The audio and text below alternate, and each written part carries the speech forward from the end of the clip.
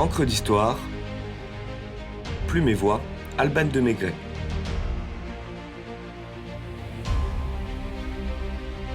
L'attachante impératrice Eugénie.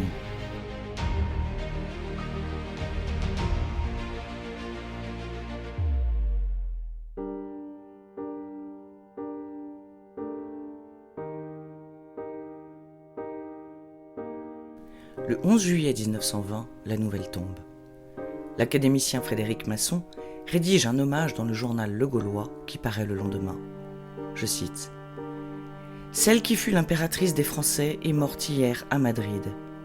Elle avait 94 ans accomplis. Jusqu'à sa fin, elle avait si bien conservé l'intégrité de son intelligence et la verdeur de sa volonté qu'elle seule avait résolu et préparé l'opération de la cataracte qui peut-être fut pour quelque chose dans sa mort. » Eugénie de Montijo est née à Grenade en 1826, mais éduquée à Paris chez les Sœurs du Sacré-Cœur.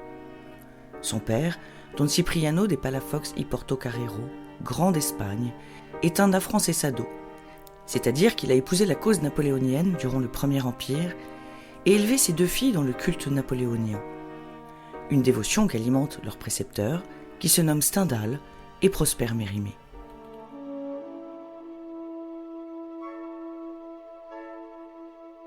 Eugénie est donc déjà une patriote française lorsque sa mère l'emmène au bal de l'Élysée, donné par le prince, premier et unique président de la Deuxième République.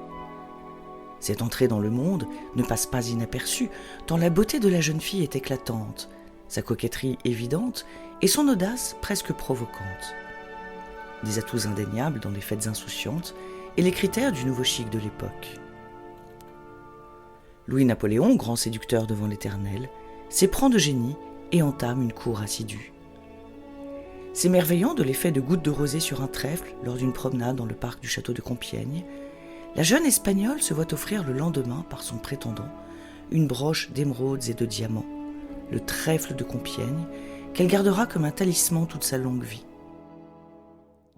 Devenu empereur le 2 décembre 1852, soit 48 ans jour pour jour après le sacre de son oncle, Napoléon III met fin à sa relation avec Miss Howard, une demi-mondaine fortunée qui l'a aidé à se hisser à la présidence de la République, et annonce son projet de mariage avec Eugénie. Je cite : « Celle qui est devenue l'objet de ma préférence est d'une naissance élevée, française par le cœur, par l'éducation, par le souvenir du sang que versa son père pour la cause de l'Empire.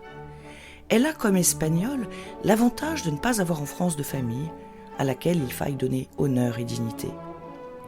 Douée de toutes les qualités de l'âme, elle sera l'ornement du trône. Comme, au jour du danger, elle deviendrait un de ses courageux appuis.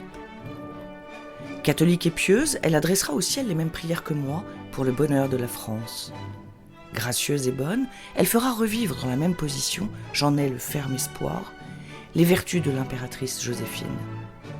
Je viens donc, messieurs, dire à la France : j'ai préféré une femme que j'aime et que je respecte à une femme inconnue dont l'alliance eût eu des avantages mêlés de sacrifices.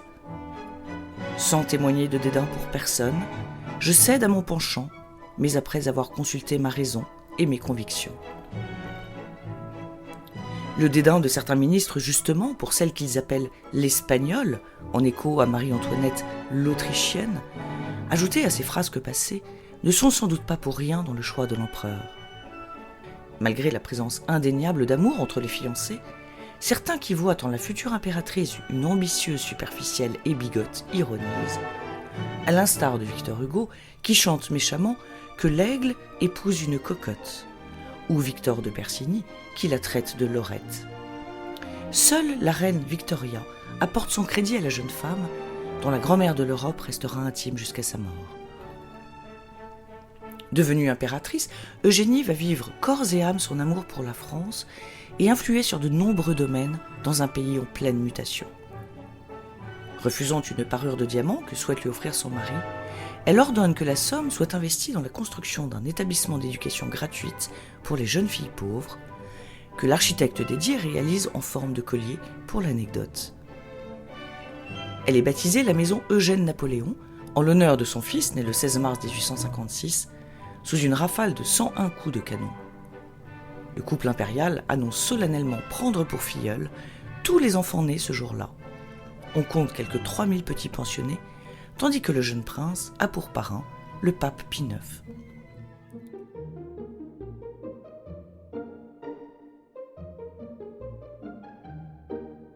Profondément catholique, l'impératrice impose à son mari la défense du pape par les armes et l'engagement du pays dans la création des zouaves pontificaux en 1861, alors que l'unification italienne en cours menace le Vatican. Napoléon III se positionne, lui, en faveur du soutien au Risorgimento, après l'arrivée très remarquée à Paris de la romanesque et irrésistible espionne italienne, la Castiglione. Je vous invite à réécouter l'épisode 7 d'Encre d'Histoire, la Castiglione, comtesse, espionne, courtisane et artiste. Eugénie fait preuve d'influence dans le projet d'ouverture du canal de Suez mené par Ferdinand de Lesseps contre les Anglais. Elle vient en personne l'inaugurer en 1869 à bord de l'Aigle, après un passage remarqué à Constantinople au palais de Beylerbeyi sur la rive asiatique du Bosphore. Un événement qui à la fois consacre l'amitié franco-turque et les rivalités anglo-françaises. Les choix politiques du couple n'ont pas toujours été couronnés de succès. L'invasion du Mexique et la guerre de 1870 contre la Prusse se soldent par des désastres qui entretiennent la réputation souvent erronée de Napoléon III comme celle d'un piètre souverain et d'Eugénie comme d'une manipulatrice aventureuse. C'est là un raccourci un peu hâtif. À l'intérieur, Eugénie se fait protectrice des arts et voue un véritable culte à la malheureuse qui l'a précédée, Marie-Antoinette. Vivant dans les meubles de son idole et les appartements qu'occupait Louis XVI à Saint-Cloud, l'impératrice s'efforce de suivre les exigences de la reine et fait restaurer avec un respect religieux les meubles et objets qui lui ont appartenu. Elle participe à la création du style Napoléon III, inspiré des styles anciens mais plus ostentatoires, plus tape à l'œil, les dorures et incrustations de nacre tranchant avec le poirier noirci pour répondre au goût du jour, bling bling comme on dirait aujourd'hui.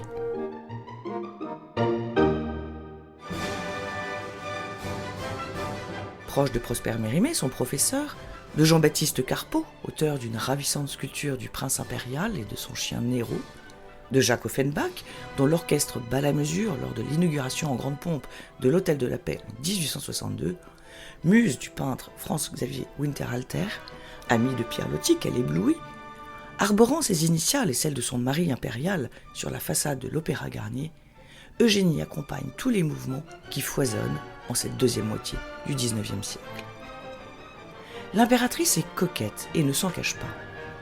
Marie-Antoinette ne l'était-elle pas, elle aussi ?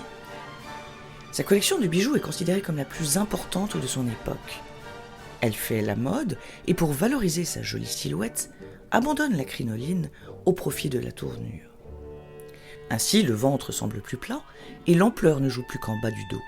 Le corset lui aussi évolue à son instigation, comme le rappelle le docteur O'Followell dans Le Corset en 1905. Je cite. Sous le Second Empire, les corsets s'échancrent du haut et se raccourcissent du bas. Ils dégagent les seins et font valoir la taille. L'impératrice Eugénie avait de trop belles épaules pour ne pas les montrer au grand jour. Les anecdotes abondent qui prouvent que les dames de la cour ne se firent pas prier pour imiter leur souveraine. Réécoutez à ce sujet l'épisode 22 d'Encre d'Histoire, divagation autour du corset et de la libération de la taille.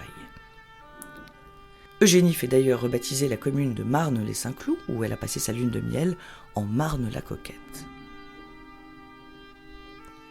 Le chemin de fer s'étant développé, la cour de Napoléon III est plutôt vagabonde. Des bains de mer aux stations thermales, les mondanités s'exportent. L'impératrice est la reine de Biarritz, où Napoléon III lui a fait construire la Villa Eugénie, actuel hôtel du Palais, ou du Cap Saint-Martin, où elle côtoie sa chère amie Élisabeth d'Autriche, dite Sissi. Avide de voyages et de lecture, Eugénie cultive sa curiosité et sa vivacité. Sensible à la cause des femmes, elle intervient pour que la Légion d'honneur soit remise à Rosa Bonheur et que soit octroyée à la journaliste Julie-Victoire Daubié l'autorisation de présenter le baccalauréat. Une jolie victoire pour l'époque, déjà belle. La cruellement surnommée Badinguette soutient Victor Duruy sur le projet d'éducation des jeunes filles et favorise l'accessibilité des femmes aux écoles de médecine. Elle-même est chargée de la responsabilité de la régence lors du départ de son mari à la guerre, dont il reviendra prisonnier, avant de mourir en exil en 1873 en Angleterre. L'issue catastrophique du conflit alimente les critiques des républicains, royalistes ou libéraux, qui rendent tous le couple impérial responsable de la ruine, de l'invasion et du démembrement de la France. Eugénie se réfugie en Angleterre avec son fils grâce à l'aide du docteur Evans. Ainsi, l'empereur, sa femme et le petit prince sont à nouveau réunis. Après la mort de son mari, fils de Louis Bonaparte et Hortense de Beauharnais, elle se consacre à l'éducation de Louis-Napoléon, multipliant les voyages de par l'Europe. En 1879, la décision du prince de s'engager dans l'armée britannique et partir en Afrique du Sud combattre les Zoulous est fatale. Terrassée par l'affreuse nouvelle, Eugénie proclame « Ou bien la douleur m'usera, ou je l'userai ». Elle entreprend un pèlerinage à Zululand. Il faut donc croire que la seconde option a eu le dessus. Survivante à son fils plus de 40 ans, avec la même vigueur d'esprit et le même enthousiasme intellectuel que toujours, nourrie de voyages et de lectures, encore, une alimentation saine, faut-il croire. Sa lettre à Georges Clemenceau en 1917 concernant l'affaire de l'Alsace-Lorraine, alors qu'elle a plus de 90 ans, et rappelle la mauvaise foi exprimée par le roi de Prusse Guillaume Ier, presque 50 ans plus tôt, est probablement la preuve de toutes ses qualités et de son inconditionnelle dévotion pour son pays d'adoption, la France.